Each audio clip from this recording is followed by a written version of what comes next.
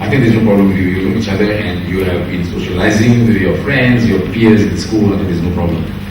Ini saya stress pada budak kita yang baru masuk sekolah tu, they want to member of a family member of the school, so they got to mix around, integrate with the local, with the social teachers dan sebagainya. Kepada students, would you assist, guide, motivate, encourage, and listen to them? I like the word listen to them. Most of teachers, we never listen to our students. Betul tak? They complain and think you never take action, contohnya. Once you listen, you must take action. Help them. You know, they need someone to listen and to talk to so that you can help them solve their problems here. Because they're young, they're growing up, they need a lot to learn from you. So the sixth, set high standards of excellence for yourself and others. Be the best teacher, be imaginative, creative, innovative and receptive. Receptive means you are quick to respond to anything, any issues, to help, very receptive. This one, proactive is important. Now we miss out. Proactive and reactive. Proactive means before the things happen, you must be thinking of what to do, plan, do it. Reactive means dah berlaku begitu baru kita nak tindak. Sebelum berlaku kita nak tindak. So proactive, not reactive. Okay, please take that in mind. Number 7, always be prepared for your supervisor's visit anytime. Of course, here di sini oleh kerana konteks yang different lain dengan sekolah, so kami akan beritahu saya rasa bila kau nak datang. Cuma orangnya saya tak tahu lagi. Saya masih mengatur-aturkan lagi. Okay, so don't expect me to come and see my group. No, maybe somebody else will see you. So yang lain pun suka juga. Don't expect your lecturer di sini yang jaga section you melawat you. Can be anyone, anybody. Okay. Number 8 is uphold the good reputation of INSTED and IUM. You are the messenger for this task. Jaga nama baik universiti dan juga institute. You are important, but others need more of your care, attention, and guidance. Put others before you. Your students are more important. Okay. The now and present should be given priority. Sekarang ni dan juga the present tu penting dan you must take priority. And a mistake, kesilapan yang disebabkan oleh carelessness atau negligence can inflict and affect future students and future generation. In other words, error free. Jangan ada kesilapan apapun. Kalau boleh, ya kalau boleh. Dress code, I think there's no problem. You've been you've been teaching for 3 years, I was told 3 or 4 years. Inshallah, there's no problem in dress code, and very particular, especially in colleges. The principles are covered: aura, clean, presentable, and dignified. For brothers, dress and appearance: collared shirt, long or the short sleeves, trousers, not jeans, of course, dengan ikat-ikat tadi pinggang. Necktie is required by the school. Kadang-kadang sekolah mungkin seminggu sekali untuk assembly. Our brothers, you are needed to wear the necktie. You got to follow the school regulation lain. Dan juga Friday, kalau Jumaat misalnya kami dikenalki memakai baju Melayu. So make sure that it comes in a matching, okay, complete dress dengan samping sekali lah. They would appreciate that. So students are going to follow your steps. No slippers, please. I think people faham. Shoes, still brothers, shoes, not sandals. Dan wear socks. You must wear socks, brothers. Don't try to hide and pull down trousers to hide you're not wearing socks. You must wear socks for many reasons, for health reasons. Okay. And try to change your socks often, don't use it for 1 week. I know some of us are lazy. I was the one like you also, in college also. Okay, so make sure that you change your socks every other day. Now, okay, about hair, cropped hair, not exceeding collar of shirt. Okay, sideburns, moustache, just make it well groomed and keep the face well shaven. If those ones do not keep your beard or moustache well shaven. Be careful, yeah? Sisters, suitable and appropriate dress covering the aura, loose baju kurung kebaya with color matching tudung properly fitted. Jubah, apa the question mark there? Some schools tak. In fact, all schools tak ada pakai jubah.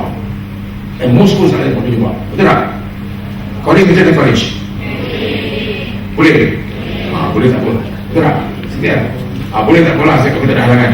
Kalau tu buat question mark. Sekolah tak boleh. Sekolah tak boleh. Sekolah tak boleh pakai jubah. Macam, you want okay what? You pakai jubah? Boleh? Takut. Alhamdulillah, boleh jubah. You can keep. You can use the jubah. Okay, you don't have to store them anyway. The next one, proper, well-selected color of matching tonal gradation. Ini the artist punya, fashion designer punya technology I'm using. Bringing harmony and peace, not gaudy or brightly colored with no taste. Orang so gaudy, so brightly colored, you know. Sorry, not typism and so on. Typism you can see the colorful, gaudy color. It's okay, it's fine with them. Kita punya, I think all of you are quite sensitive to color, choice of colors as well. Alhamdulillah.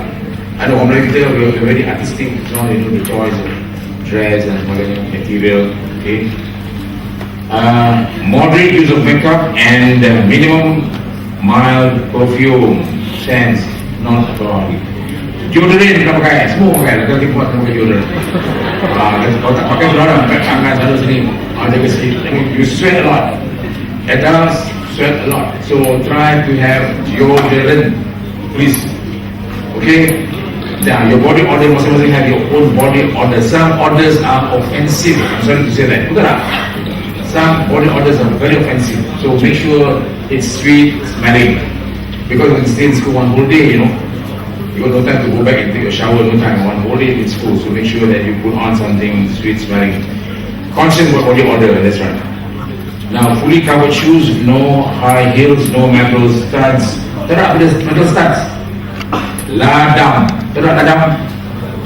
Horseshoe. Kuda tu pakai ladang tu supaya dia punya hoof tak terhapis oleh batu-batu dan sebagainya. Dia besi. Horseshoe. So, your shoes do not do that. I don't think you have that. Just contoh je. You never know. Sometimes kita kadang terbawa-bawa juga dengan all this fashion punya ni. What next? I told you I will be finishing early. Sisters also, strong no for hijab or purdah. Tak ada sini, alhamdulillah. Tak ada. I've been watching, you know, while we pass each other along the corridor in front of the room, I was watching ada purdah tak. Yang ada di sini, yang international, kalau tak ada purdah. Ada pun siang, ada juga untuk talent. Tight fitting and transparent dress, excessive jewelry, juga. Janganlah pakai sini. I mean, it's quite distracting. Avoid using too fashionable, like a model. For fear students will not focus on the subject, but looking at you only, thinking that you are a celebrity. So be careful. Don't overdo. Jangan berlebihan, whatever things you do. Be simple, modest, and plain, but appealing yet ordinary. Appealing yet ordinary. That's it. Appealing. Okay. Now we come to the main main things to talk about. Number one is use the format of lesson plan that had been suggested, recommended by instead yang saya terangkan tadi, yang telah you all gunakan, yang telah kamu belajar dulu, ya, gunakan itu. So it must be written in English in full, complete sentences, no summaries. Dan dalam contoh yang diberi pun ada cara menulisnya. Each lesson plan must be prepared in writing prior to teaching. Sebelum kita mengajar, kita sudah ada persiapan dari sedia ada. Again, tadi tentang kehadiran absenteeism. Failure to produce lesson plan means a fail for QB. So be careful, eh?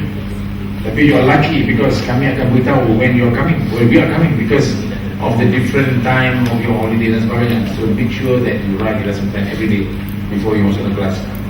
Dan maybe there's somewhere. Dan bila pensyarah kami nak sampai your school, they would have told you, make sure that you have in your room yang dia nak tengok tu ada small table at the back of the class.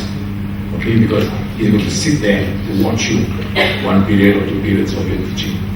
Make him feel comfortable. Okay, I'm sure colleges are better than schools.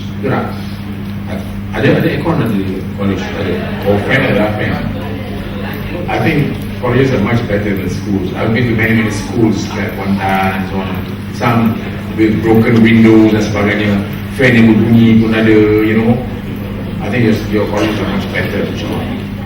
Okay, so number 3, each lesson must be prepared in writing prior to the okay. Number 4, write 1 lesson plan for 2 periods of teaching. Katakan satu subjek itu 2 period, satu cukup lah, cuma banyak aktiviti lah dalam tu tidak.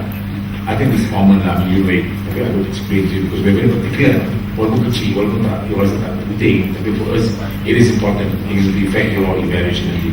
So 2 periods, 1 subject, 1 lesson plan. Tapi you have sertakan extra exercises ataupun work to do for them. Vary the levels of cognitive skills. Okay, di sini Bloom's taxonomy. I think you were told last time. I think Bloom's taxonomy from the comprehension, understanding, comprehension, and so on, and analysis. This is whatever. So make sure that ada different levels when you talk about this.